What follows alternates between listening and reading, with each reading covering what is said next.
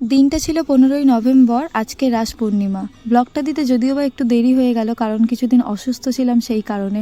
সবাই মিলে সেজেগুজে রেডি হয়ে বেরিয়ে পড়েছিলাম ওই দিনে ঠাকুরের পুজো দেখতে, মেলা দেখতে। আগের দিন তোমাদেরকে দেখিয়েছিলাম যে আমাদের মন্দির, দোল মঞ্চ, পুকুর সব কিছু সাজানো হচ্ছে। আজ তো পুরো কমপ্লিট হয়ে গেছে, আর এত সুন্দর সাজিয়েছে, তোমরাও ভিউটা দেখলে বুঝতে পারবে। তো এই পুকুরটা প্রত্যেক বছর অন্যান্য রকম সাজায়, তবে এবছরটা যেন বেস্ট ছিল আমার কাছে। আর আমার মেয়ে এখানে খেলাধুলা শুরু করে দিয়েছে, কেনাকাটি তো ওর প্রত্যেকটা অকেশনেই চলে। ঠাকুরের আরতিও শুরু হয়ে গেছে, আর ঠাকুরকে দেখো কি সুন্দর সাজানো হয়েছে, আর হবে নাই বা কেন, আজকের তো ওনাদেরই দিন, তাই না? তো আরতির পর সবাই তাপ নিচ্ছে, এখন হোমের প্রস্তুতি চলছে। আমরা সবাই মিলে বসে বসে মন্দিরে পুজো দেখছি।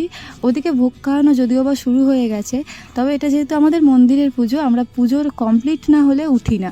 তো পুজো দেখার পর আমরাও ভোগ খেতে গেছিলাম। ওই পার্টটা দেখতে হলে নেক্সট পার্ট অবশ্যই দেখো কিন্তু।